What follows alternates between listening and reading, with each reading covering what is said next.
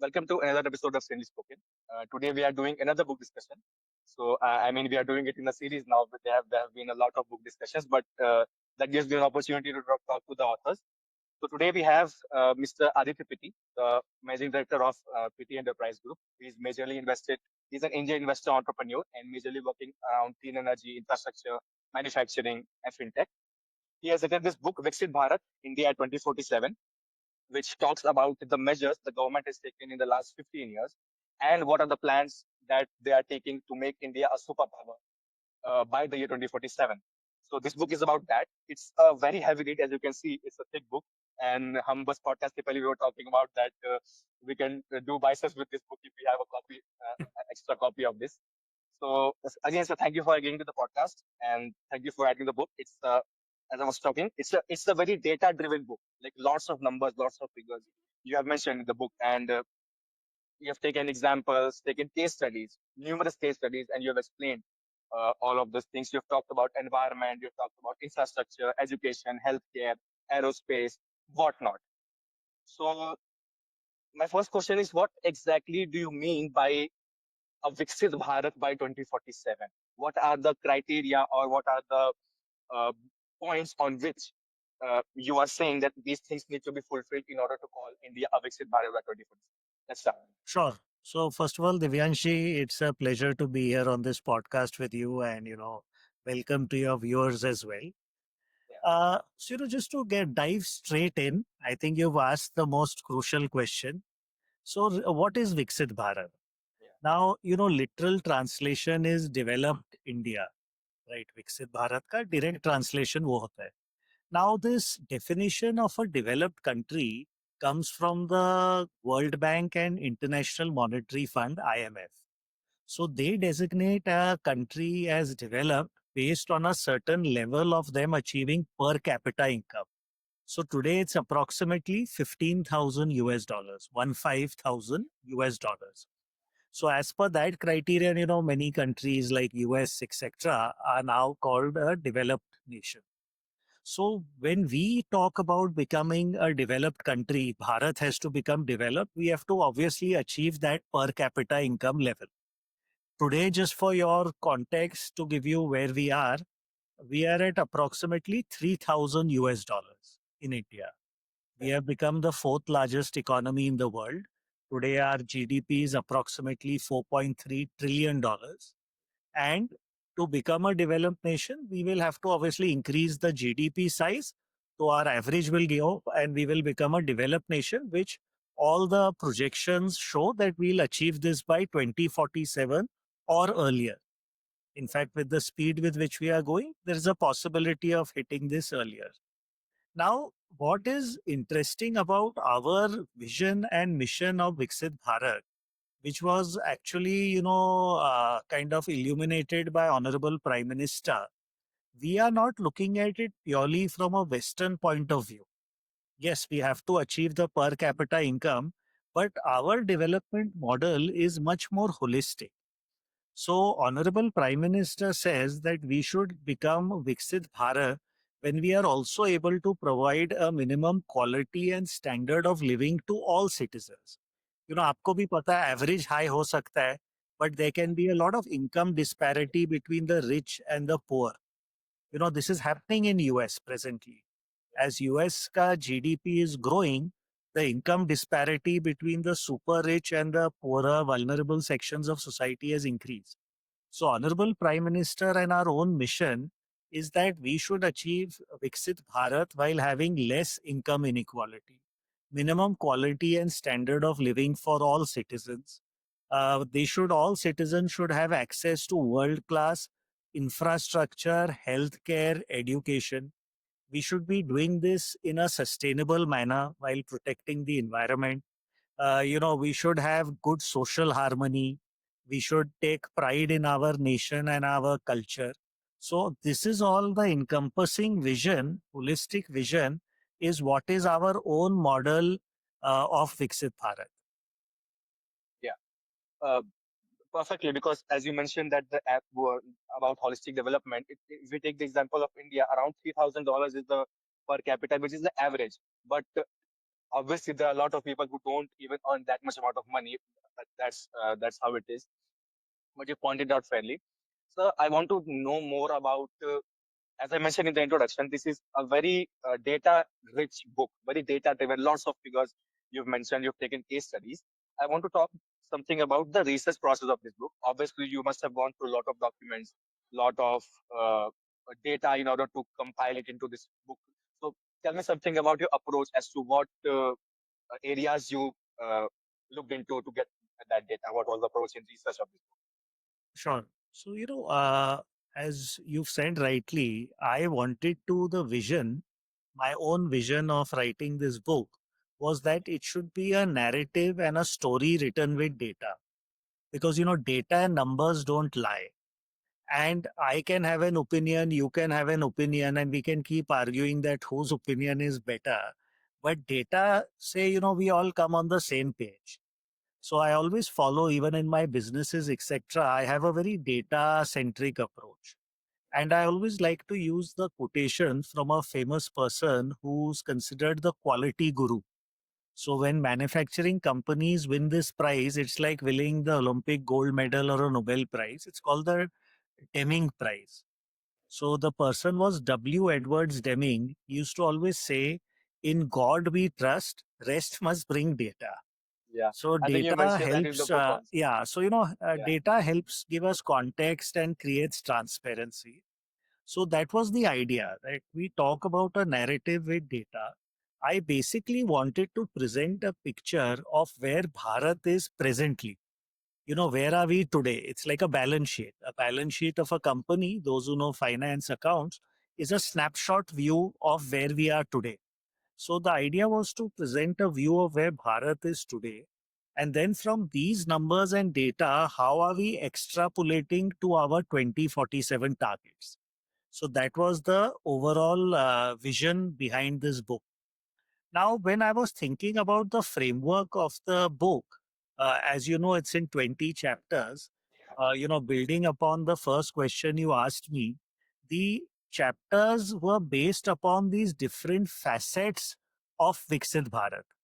Sustainability, environment, uh, you know, uh, social development, economy, infrastructure, all of these. So that's how I thought about the framework of the chapters. And since it's very data intensive, I was also mindful that how do I convey this easily to an average reader? yeah, So exactly. each chapter, if you've noticed, also has a structure. Yeah. So, every Yes, yes. chapter has an intro, a hypothesis, analysis, roadmap, vision, targets, policy Yeah, yeah, yeah, recommendations, and conclusion, roughly. So, it makes it easy and consistent for the readers to pick and choose what they want to read about. Coming to, the kind of extensive research. So, this was really like an approach, was like a thesis. In my college days, I've written a thesis. So I approached it like that. So a lot of data had to be studied. My reference citation section in the book is 40 pages long. yeah. So it I've gives you seen. Yeah, an it's long. Yeah, so it gives you an idea, where all the data has come from as well as how extensive it is. Because again, data doesn't have value unless you have cited well-known sources, reliable sources. One cannot, to use the common term today, I cannot use data which has come from WhatsApp yeah, University. yeah. Of It course. has Yeah, to be reliable. So that's why I have written where it's coming from. So basically, I looked at a lot of the reports from various government, non-governmental agencies, a lot of the reports, data from the various ministries, even from international sources. And the idea was to triangulate this data. If someone says 8, someone says 10, someone says 9, how do we average even yeah, this data and the picture? So a lot of that fact checking was done. I in fact did a fact checking at two levels to try and present data that is reliable from well-known sources, authentic sources. In fact, the funny thing, Divyanji, is that I'm laughing and telling everybody that the speed and scale with which Bharat is progressing, our speed is increasing so fast that, I stopped writing this book maybe 9-10 months ago, because then it goes through a process of Yeah. editorial review, publishing, all that, Mhm. and the book has been out there for a few months already. So most of the data that I have presented in the book could already be dated. So it's a tough thing for Yeah. author, Mhm. but as a citizen of Bharat, I am very proud if a lot of this data is already outdated. Yeah, exactly. No, that will always be a good thing. Okay, so we've talked about a lot of data. So let's take data for example, and we'll talk about that. You've mentioned in the book, according to the IMF data, there has been a benchmark that has been there, that a country, when it crosses that, can be, as you mentioned, that it can be called as a developed nation or a strong economy, uh, as for that matter. So the number I was reading, it was like a nominal GDP of around $30,000, and they have to grow at a rate of 9.1% approximately for almost 25 years, if I'm not wrong. This was the data in the book. And obviously, this is a very not an easy task, of course, to hold that that percentage of a growth rate for almost over 2 decades. It's a tough thing to do. But you've taken examples like China and South Korea, how they transformed their economy, and they had maintained a amount of growth rate for several years. So, what do you think to achieve these numbers, these figures, which is a huge task? What things India needs to do, or are we doing right now, or what more needs to be done to achieve these numbers? Oh, this is a great question, Divyanji. I'm glad you asked it. So just to clarify, because we are talking about large numbers, what happens? Our human mind is not conditioned to Yeah, typically exactly. understand very large numbers. We are talking trillions of dollars GDP.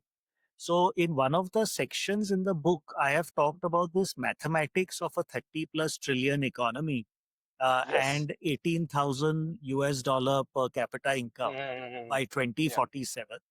And in simple 2 pages, I tried to present this mathematics. So first of all, again, telling one must always know where we are. So today we are at about $4.3 trillion economy. And if we have to go to 30 plus by 2047, we have 22 years. This shows that you will need a compounding annual growth rate of 9.2%.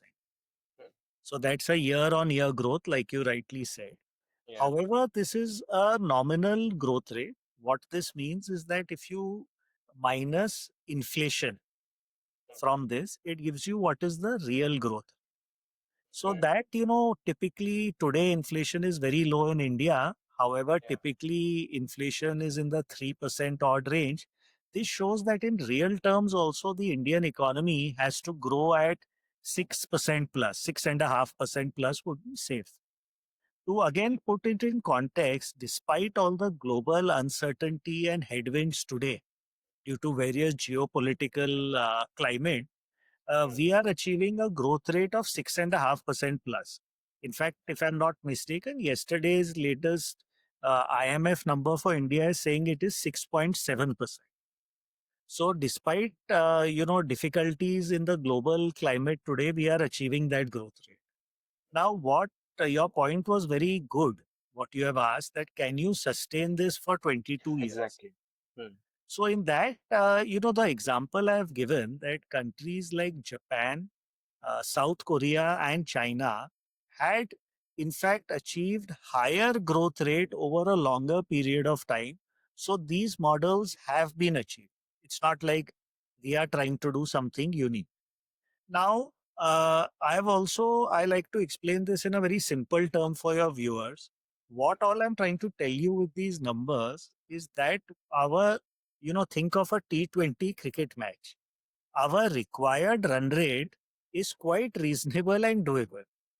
So all I I'm mean, trying to say is in mhm. 20 overs, we require a reasonable run rate. It can be done provided we don't do something unreasonable and something strange. You lose all your wickets and you're unable to achieve that. It's not like we require 15 runs and over to win the match.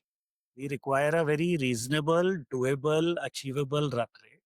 And to do this, what we will require is a continued, reforms and development that is already happening in Bharat. We want policy consistency. So, hopefully, if there is, the leadership is intact, we have this kind of good leadership for our country, then policy consistency will also be maintained, and we will be able to do this.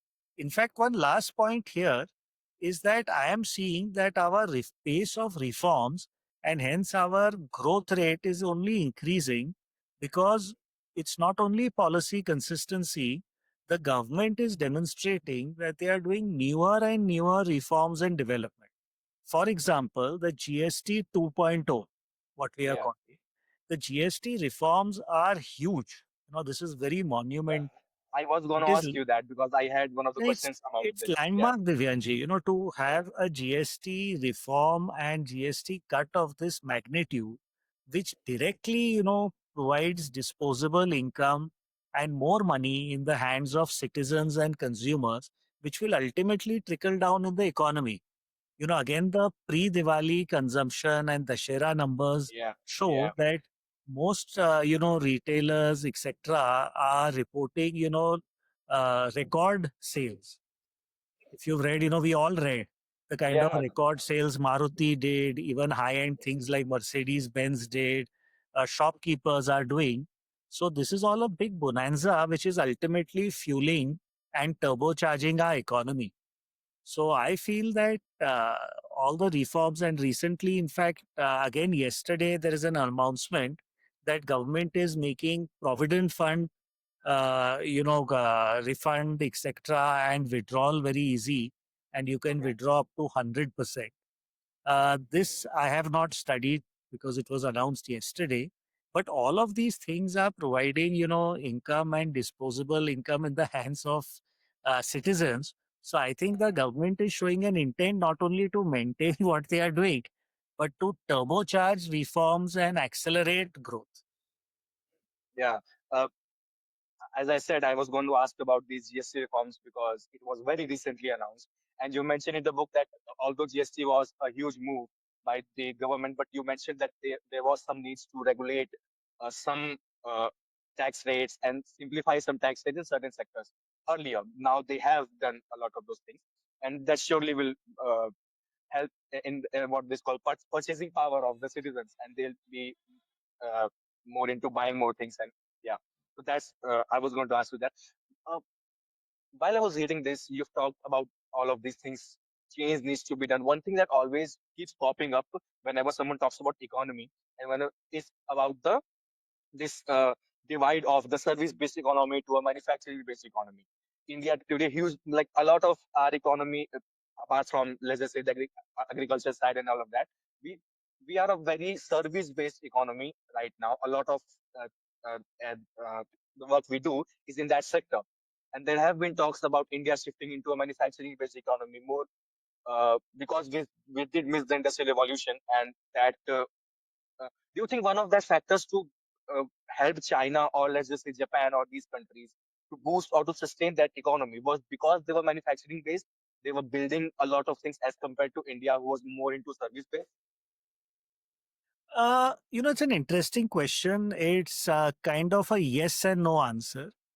Because, these other countries, whether it's China, Japan, South Korea, they achieved this high growth rate and moving to a developed country status at different points in history, as well as their own history.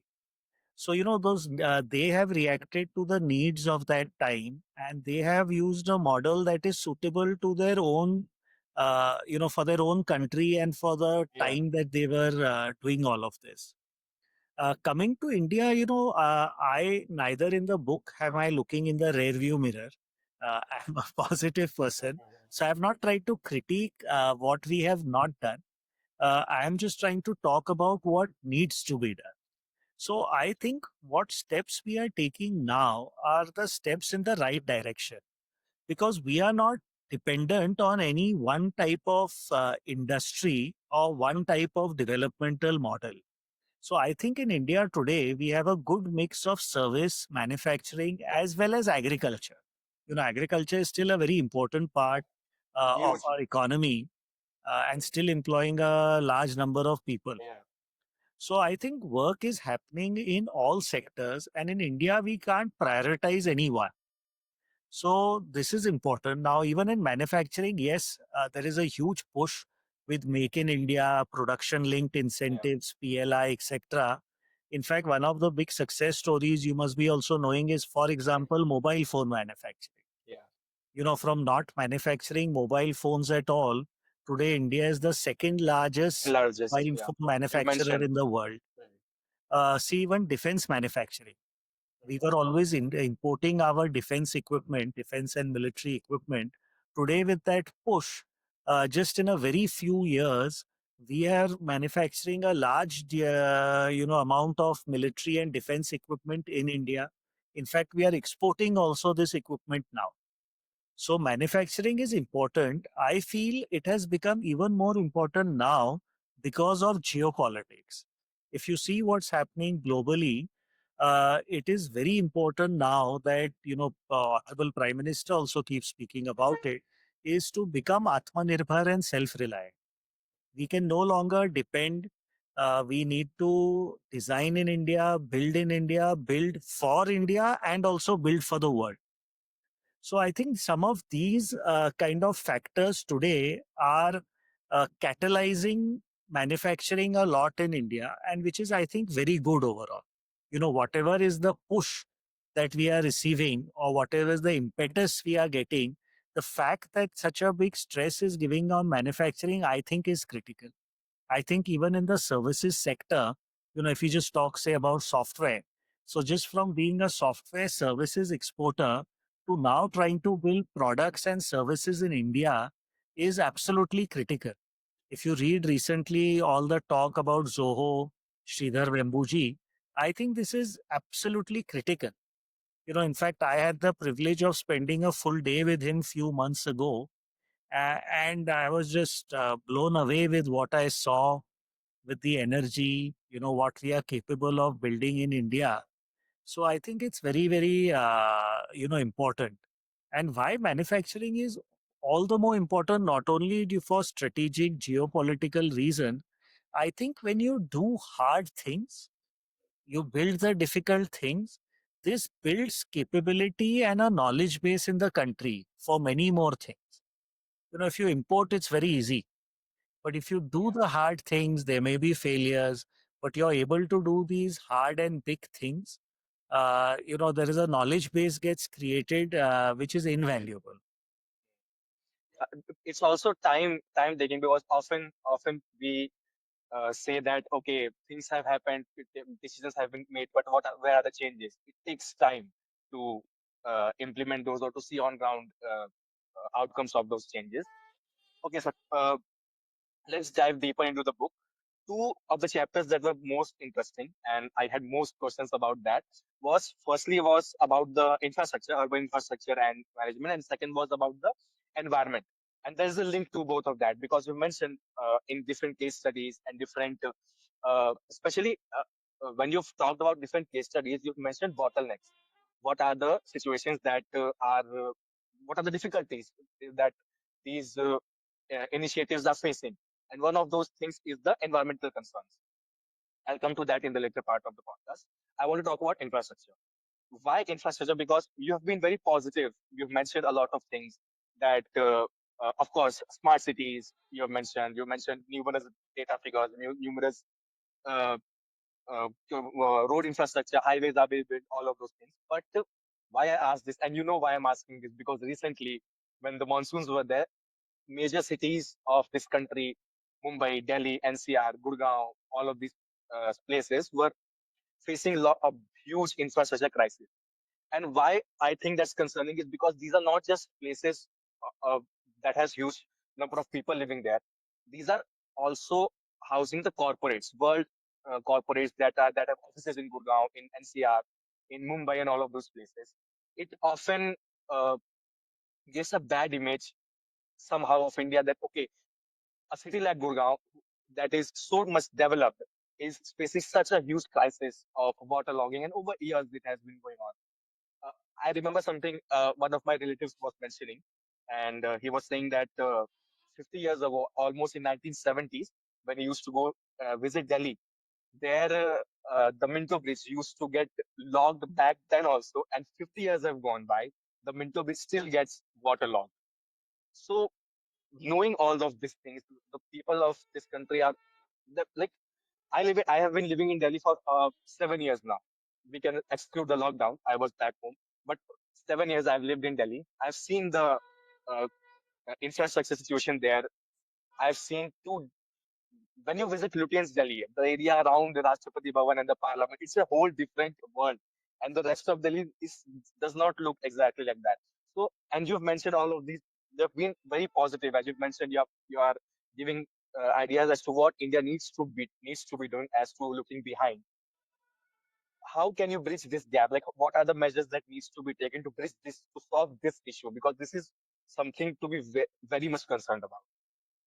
So, Divyansh, this is a great question, and I think your observations are ekdam spot on. Yeah. I also come to Delhi very often. I see this, but we are seeing this urban issues in most cities. Uh, you know, so I would say a couple of things as far as all this goes. Now, as we know, government of India has a huge emphasis on infrastructure development, and we are seeing that. So, I'll take a top view and then I'll come down to your Yeah. specific thing. Definitely. So, in infrastructure, if we talk, the development is unprecedented and we can all see it. It's not theoretical, right? We are using these large intercity expressways, interstate expressways, large parts of even the Mumbai Delhi expressways now operational. I live in Pune, so I regularly use the Pune Mumbai expressway, which was built a long back, but we have now new connectivity coming.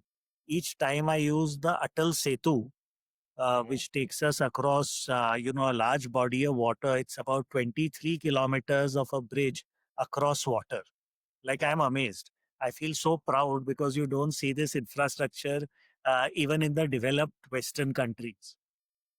You look at our airports, whether it's the new Navi Mumbai International Hmm. Airport, Bengaluru Airport, Delhi, all that, the tremendous infrastructure is being built, railways, highways, all of that, airports, number of airports. So I think the large development activities in infrastructure with the government of India moving at a fantastic pace, and the scale as well as speed with which things are going is unprecedented. Even metros, all of that. Now, when we drill down, sorry, I'll make one more point about infrastructure. Why it is so important is because good infrastructure directly and indirectly impacts and benefits all sectors. Yeah. Some to direct hota hai, indirect also there are many benefits. Right. Also from Definitely. an economic point of view, each rupee spent on infrastructure has a 3 to 4x multiplier effect in the economy. So our budget today on infrastructure is unprecedented. It has never been this big. So it's great because all the money government of India is spending has a huge multiplier effect in the economy. So this we are seeing this is happening very nicely and at a world class infrastructure. Mumbai alone has transformed. I've seen, coastal road, etc. All these things. It's a transformative experience. Even the new metro lines, all of that. Can you hear me, Yeah. Divyanshi? Yeah, I can hear you, sir. Continue. Did I get cut off for a while or it's okay? Yeah, I think it was just for a fraction of a second. You ठीक है. can continue. So yeah, I'll continue. Now coming to urban infrastructure, some cities are doing a great job, while some there are many chronic legacy issues, which is very regrettable. I agree with you. When you house corporate head offices, lot of the Yeah, foreign exactly. companies, it's not a good impression to have. Yeah. I am acutely aware of this because, again, living in Pune, we have 350 global capability centers in Pune, GCCs. We need much better roads, all of that. Now, a lot of these issues are legacy and chronic, and we need to address these now extremely urgently on a war footing. Yeah, exactly. This is even little more complicated because a lot of this there are multi kind of agencies involved, and there is sometimes the ownership as well as the administration is very complicated, like who's in charge. Now, most of Mhm. the urban infrastructure is usually, the municipal corporation is responsible. State government projects are different from the municipal corporation projects. Central government involvement is not there. So, a lot of times, because of this alignment, a lot of these administrative things are regrettably not done how they should be done. Mhm. Mhm. That these kind of things have to be addressed, and regardless of who's in charge, who's running the corporation, etc., these need to be addressed because this is a direct touch point of for all citizens on a daily basis. Because you'll go to the airport once in a month maybe, Yeah, exactly. but I will get Yeah, out of my home to go to work every on day. the city road every day, Yeah, twice a day. exactly. So I keep emphasizing wherever I get a chance to speak or express my opinions, which I have done in the book as well, that this is extremely important because this is the touch point for the citizen. It's Yeah. directly linked to his ease of living, and it's very important to provide comfort in that. I'm hoping, a lot of steps are being taken in the background, but I'm hoping these things are addressed once and for all, in a much better manner, where we can provide world class infrastructure now at the city level and have all these chronic issues sorted out once and for all. This is also, there are some challenges related to, just the kind of timeline of development. Unfortunately, with the responsibility which we give at a corporation level, etc., is for very few years. So I've always seen that the kind of development plans that they look at are not looking, that 10, 20 years into the future. Unfortunately, the way things are structured presently, they are looking at it few years into the future. And I think by the time these things get built, already more than anticipated, people are using that Mhm. infrastructure where it's not adequate. Yeah. So this is also a problem of the timelines of development one is looking at. With rapid urbanization, more and more people moving into the cities, and cities expanding at a breakneck speed, it is very important to have infrastructure running ahead of this development rather than Yeah. behind. Most of the Yeah. time, we are just playing catch up. Yeah, exactly. And this So, this along with please, please. contractors not doing the job, using bad Mm, quality yeah. materials, slipshod work, cutting corners, this has to be addressed and strongly dealt with, where these people are blacklisted. And you work with honest people who are trying to give you better infrastructure for the citizens. Yeah, two takeaways from what you have said, and I also have questions regarding that. So it's good that whatever I need to ask, you're mentioning it in what you're saying. So that's good. Two takeaways is firstly, you've mentioned the last part that basically accountability. Someone needs to be accountable if the work is not being done up to the mark. If there has been some sort of corruption, some sort of shady work has been done infrastructure wise, there needs to be accountability. There needs to be certain kind of thing. And you've mentioned that this is one of the bottlenecks in several case studies. Secondly, is about uh, you've mentioned in the book, and I have a question about sustainability. There needs to be sustainable development. I'll come to that in a later part in the next question. I want to talk more about this. About you've mentioned that we are still playing catch up. We are not thinking that much ahead into the future. What I had a thought about this is this hub culture that India has somehow built. Like if you want to go into the corporates, it's Delhi, Mumbai, Hyderabad, Chennai. Let's just say top cities are majorly housing for the corporates. Mumbai, for example, is the uh, hub of film let's just say film culture, or just corporates or businesses housed in Mumbai. Do you think this hub culture that India has built, where a lot of these career opportunities are majorly fixated in one or two particular cities, so that a large number of population needs to migrate from their homeland to these cities. Uh, a lot of it causes housing issues, it causes traffic, it causes numerous other problems. Do you think India needs to work on something that breaks this hub culture so that more such places come up that can work as career opportunities in the future? So that may solve all these issues like housing, traffic, uh, all of these issues that these major cities face. So, couple of things I want to say. First, you mentioned something about sustainability. It is also linked now my answer to your previous question of some of the issues of urban Mhm. infrastructure. I Yeah. also want to say to some extent the blame also lies on citizens. I Mhm. have seen it myself in Pune and elsewhere, also in Mumbai. If you know, there was a lot of, kind of, I would say, targeted activism Mhm. for, stopping the Mumbai metro line. There was this RA Yeah, metro I've read shed. about that. So Yeah. there was a lot of Yeah. this kind of weaponized activism. So, couple of points I want to make in that, Divyanji, especially for your viewers, is that yes, we deserve good world class infrastructure in our cities. That's Mhm. where we are playing catch up. Again, at the overall Yeah. infrastructure level, in fact, we are going ahead. So, what happens? I've seen it myself with few projects. I won't get very detailed into it. There is activism which is not correct for two reasons. Sometimes it is weaponized, so there is an ulterior motive. Secondly, sometimes, people have not understood the issue on a 360-degree way. They have just read headlines, activism, all that. But one must understand that if we are demanding good roads, say in a city, it is obvious that certain trees could get cut down in a road widening. It's obvious. How can you have more roads without having trees? But there are well laid down guidelines, including by the courts, of how this is tackled.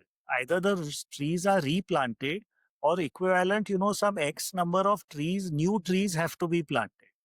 So one follows this to get the environmental clearances, green clearances to do such activities. Mhm. Obviously, this is important to everybody. Despite that, there is sometimes weaponized activism, or I would say activism with limited information, which blocks these. So I've seen it myself again in Pune city. Road widening started, it's been blocked because people have gone to court.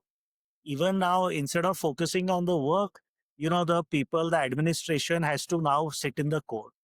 Once that is solved, our court systems take time. Uske baad, once Yeah. even if they win the case, there is another group going to court for the very same reason, for the very Mhm. same objection.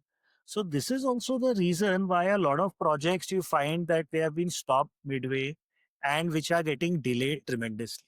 A great example is the Mumbai Metro line, which was recently inaugurated by Honorable Prime Minister in the presence of Yeah. our Honorable Chief Yeah. Minister as well of Maharashtra. And just see within the first day of inauguration of this Mumbai Metro Line 3, there was a ridership of 1.5 lakh people.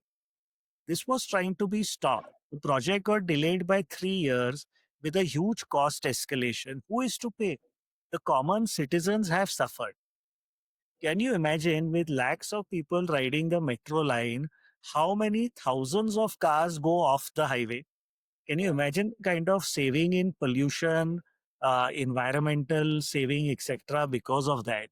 So again, you say that a small number of trees are being cut will block this is incorrect activism.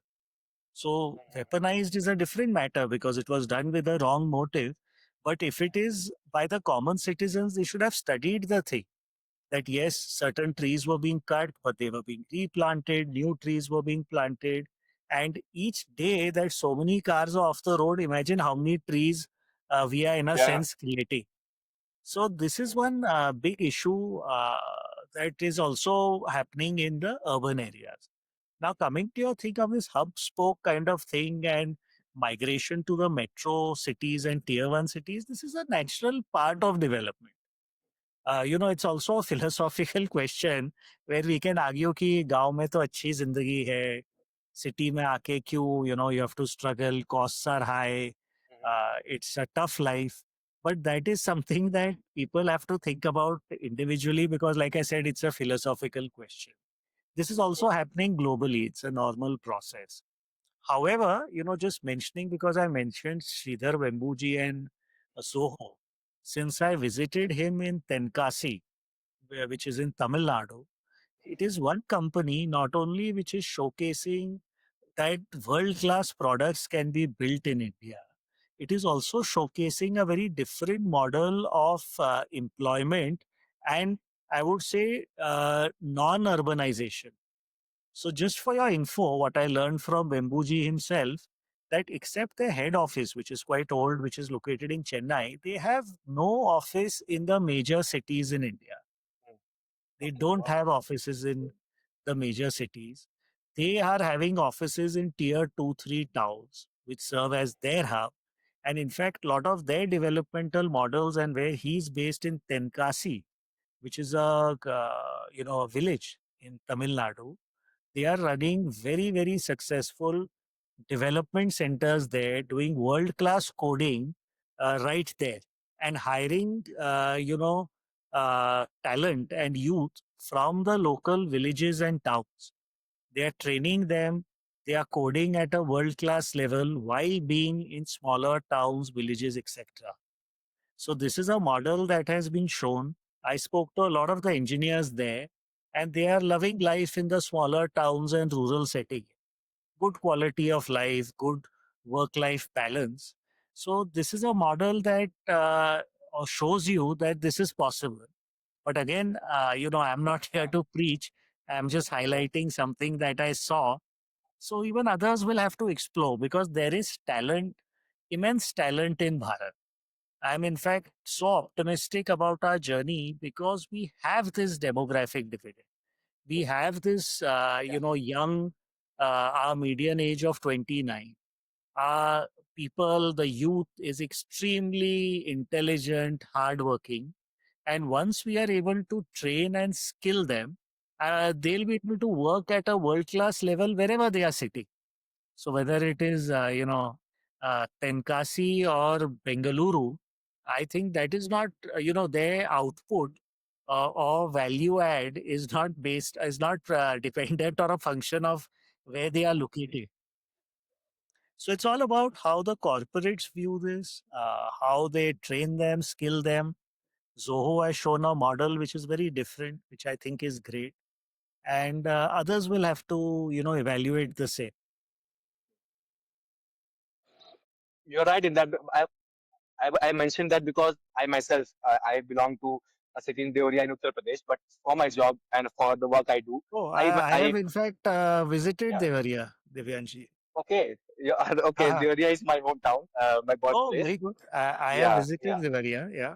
I know Okay. your I did not know honorable that. Sansad as well, Shashank Ji, Maniji. ji, yeah, yeah. I He's the a very first podcast dynamic on our person. In fact, he's doing yeah, great work empowering rural youth. yeah, yeah. Of course, So, the first podcast on our channel was with Honorable Member of Parliament Shashank.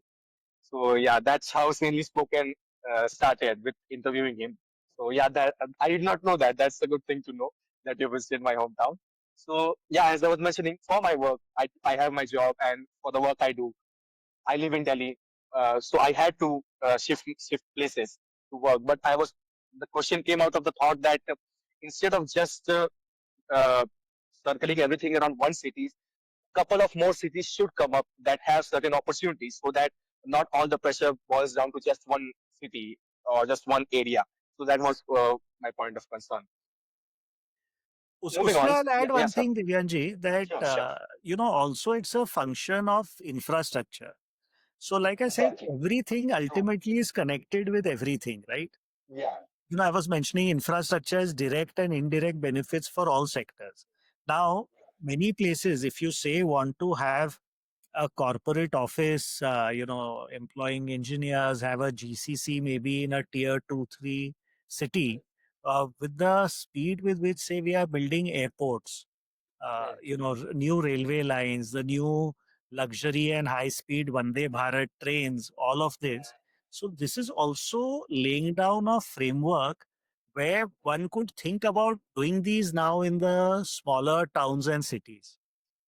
So earlier it would have remained theoretical because it's difficult for somebody to just reach there. Today you are able to, fly Yeah, into yeah. smaller Connectivity towns. has Ha. drastically increased. That is So true. what I'm trying to say, these are complicated issues, and now lots of things happening. We already have world class, mobile phone, internet connectivity across the country. Now with actual physical infrastructure coming, airports, railway lines, all of that, metros, this is all going to boost, productivity, and I think kind of push the developmental model into the smaller towns and cities. True. So moving on. Another thing I wanted to have your opinion is you've mentioned that uh, in all those 20 chapters, you've mentioned different case studies to showcase examples of what the government has done over the past years. Several bottlenecks you have pointed out in which there are a lot of things that are common in a lot of those case studies, which was regarding coordination between the authorities and land acquisition. This has been one of the major issues that is, excuse me, these uh, uh, these themes that government has come up. These are the problems that they are facing across lines, be it infrastructure, be it environment, be it startup, be it anything. So, what do you think of that? This coordination between authorities and the problem of land acquisition. Uh, how does one tackle that? Uh, See, Or, it's or a is that complex. you think is that like as you mentioned forced activism in case of environment? Do you think this land acquisition thing is somehow engineered or this is just very natural? So again, it's both. In some cases, it is weaponized. So that is not good. Government has been largely very successful, especially for their large projects, to somehow reach, settlements on these issues and also facilitate land acquisition. However, it remains a complicated issue in our country because a lot of these are state subjects. You just Yeah, you can't dictate this like it is done in China. It has to be done through a collaborative process. We also have so many stakeholders, Divyanshi. One has to see perspective as well. yeah. If somebody just doesn't want to sell the land, sell his farm, there's a limited we're after all in a democratic setup. We have to respect all stakeholders. And government is very aware of this. So if everywhere it has been in a very consultative, collaborative process to go for land acquisition, and it has been largely successful. Again, like I mentioned, many things are state subjects. Sometimes, the state governments are not aligned with the, plans of the central government. So there, the challenges get compounded. So this is there. Work is being done. How to make this easier? I think, especially in Maharashtra, we are seeing. In fact, recently in Maharashtra, there is a new airport being put up for Pune called the Purandar Airport, which is south of Pune city. And here also there were some issues with land acquisition, but good work has happened to resolve these and now move ahead nicely. One of the things that helps is to give market rates, with good, government also providing attractive prices. Then, farmers and the landowners are also then more motivated to deal with this easily and faster. So those things are happening. So, bottlenecks exist, but more than anything, I think these are being now tackled in a much better, more practical manner. Mhm. No, because while I was reading that, this was one point that I was finding numerous times, in numerous case studies in the section of bottlenecks. So I was curious that why does this actually happen? And of course, we know that this happens. As I've also heard news and stories about that. But yeah, that's thing to concern. Uh, one of the critiques about uh, these schemes is often people talk about is, and you had a different take on this in the book. I want you to talk about that is regarding this welfare schemes and benefits that the government gives to certain class of people Often people talk about that why all of that, because large amount of money goes into that. So people talk about, okay, why, what is the need of that?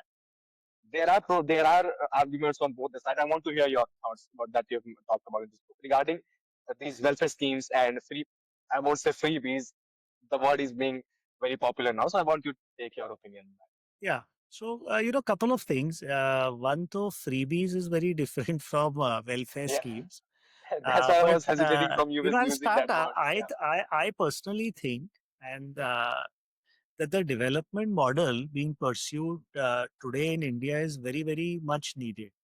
I think it is a two-pronged approach. It is top-down and bottom-up. Top-down is a typical development model where you encourage industry, all of these things. So, investment goes in, employment is generated, people earn salaries, they get income in their hands, that trickles down in the economy and it's trickling down.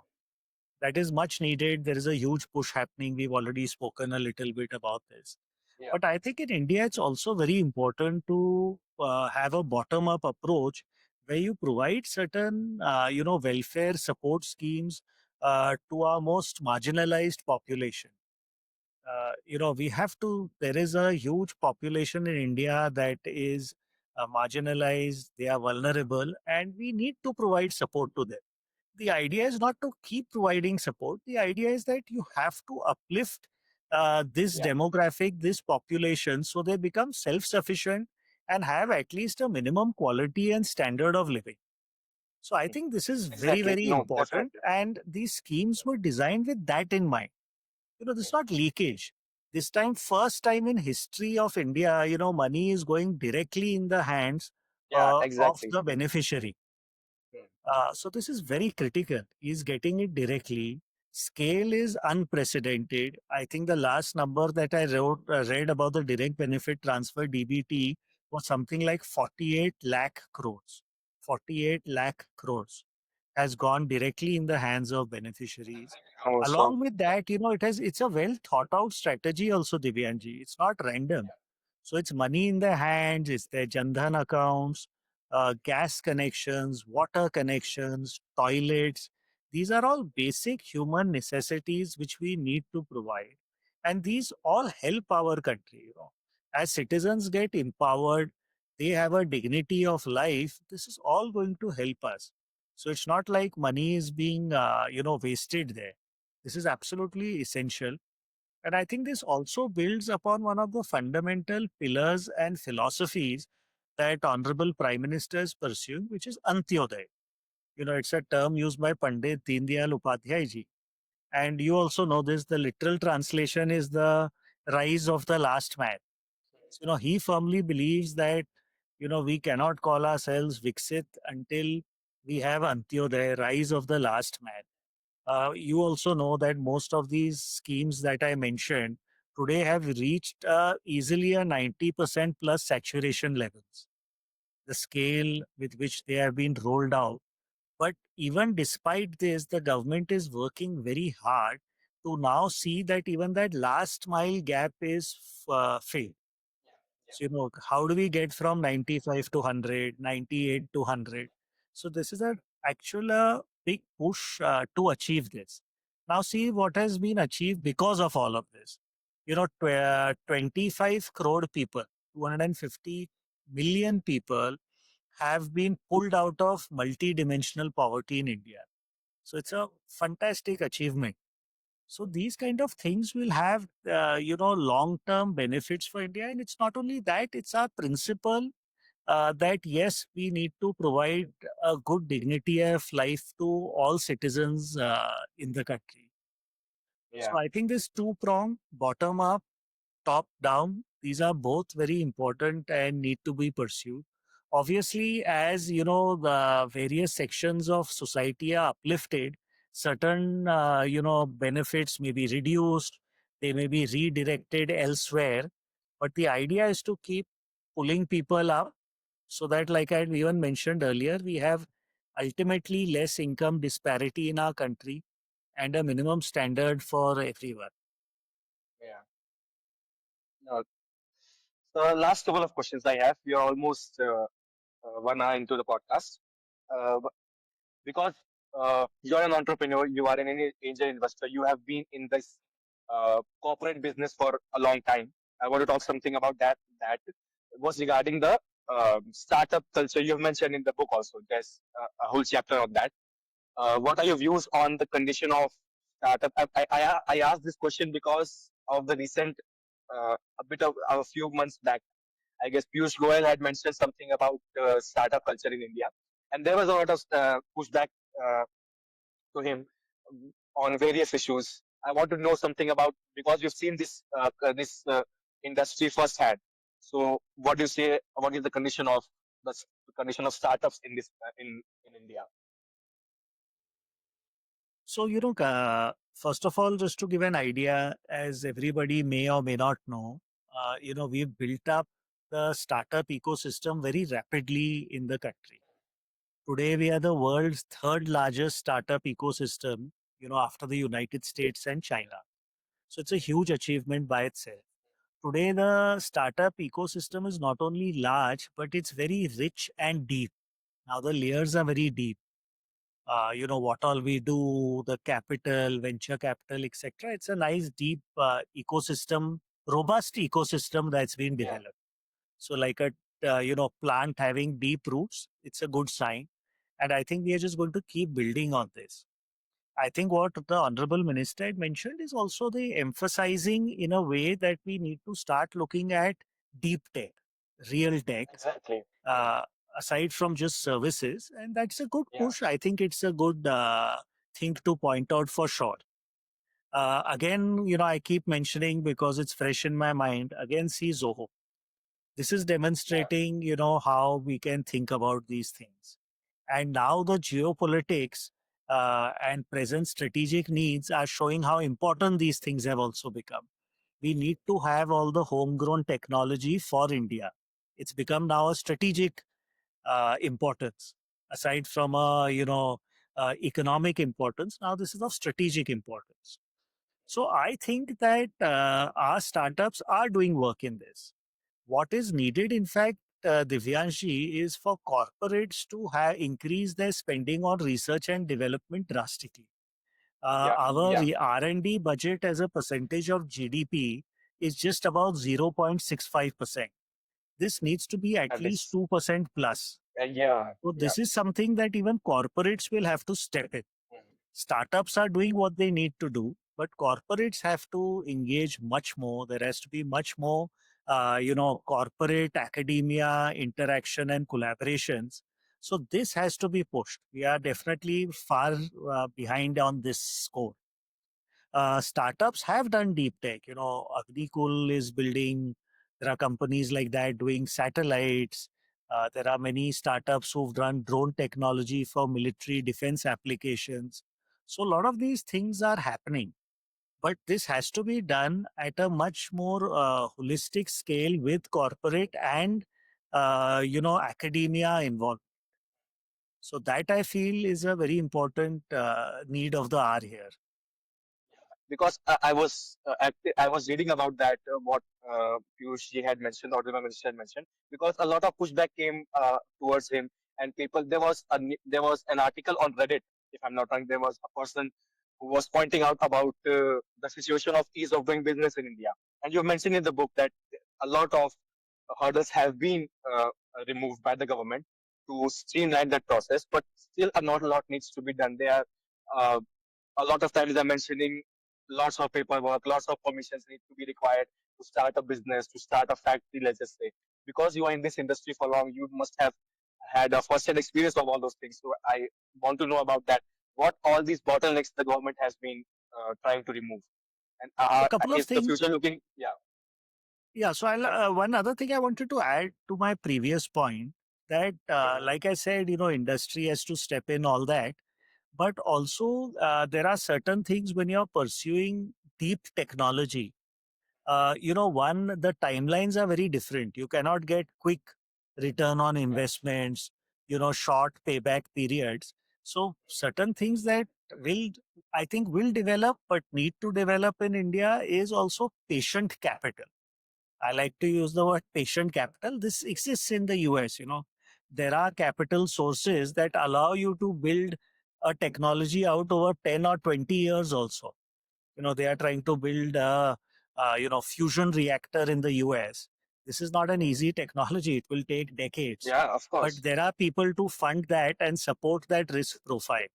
So this is also something that, you can't say that just do it, because even if somebody wants to do it, you need then that kind of an ecosystem supporting it, which is really patient capital as well as patient entrepreneurs.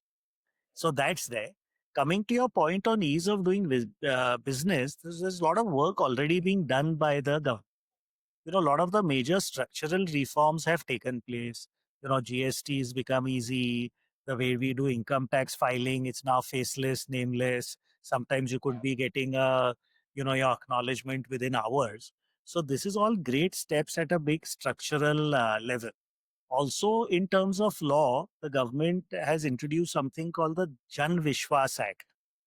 So this is tried to decriminalize many things. You can't have entrepreneurs and business owners and people who are actually employment generators always being subject to the threat of criminal prosecution.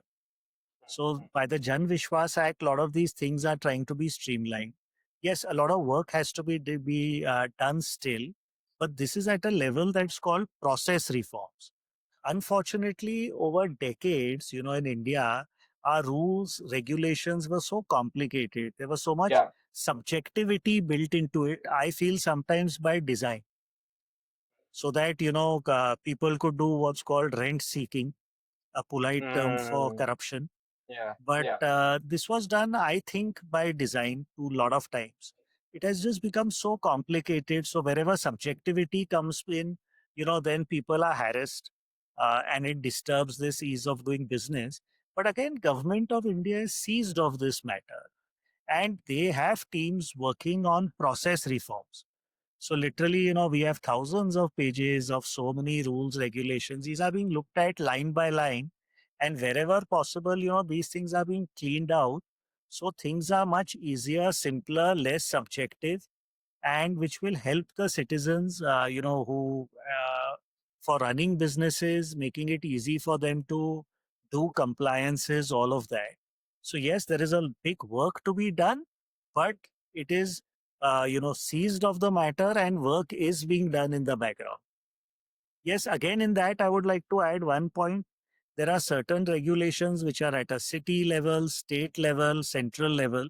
So those do create some confusion, because central government may have the intention of doing something, but sometimes if a state government doesn't have the that kind of alacrity to do this, then certain compliances at a state level may become difficult, or at a city level. So those have, but largely at a government of India level, they are well seized of this matter. Okay.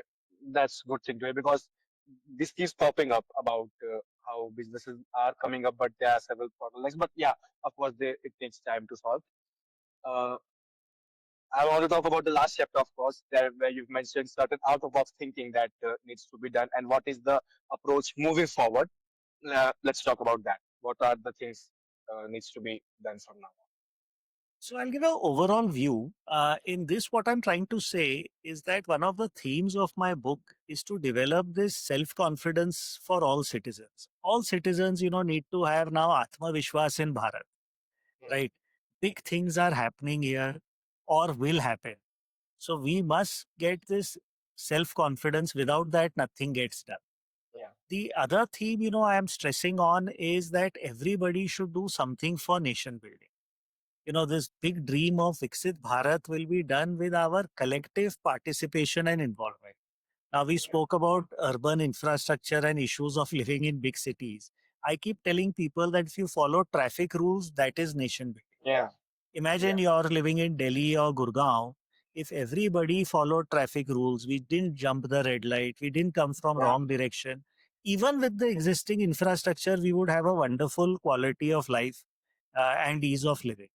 So Yeah. Because people this is a can very do, small thing that people can do, and but this it gives a everybody can huge do. impact. Yeah. Yeah, Yeah. Swachhata maintain karo, that's Yeah. nation building. So I think these two themes are close to my heart, which towards the end of the book I'm trying to stress upon. Yeah. Now, with this, kind of confidence that everything is possible in India, one must see that from lifting 25 crore people from multidimensional poverty, we have also landed Chandrayaan 3 on the south pole of Yeah. the moon. We are soon going to be launching the Gaganyaan mission, Yeah. people in space. So India is doing all of this and we have been very successful. So we should all get confident. These are our big audacious goals.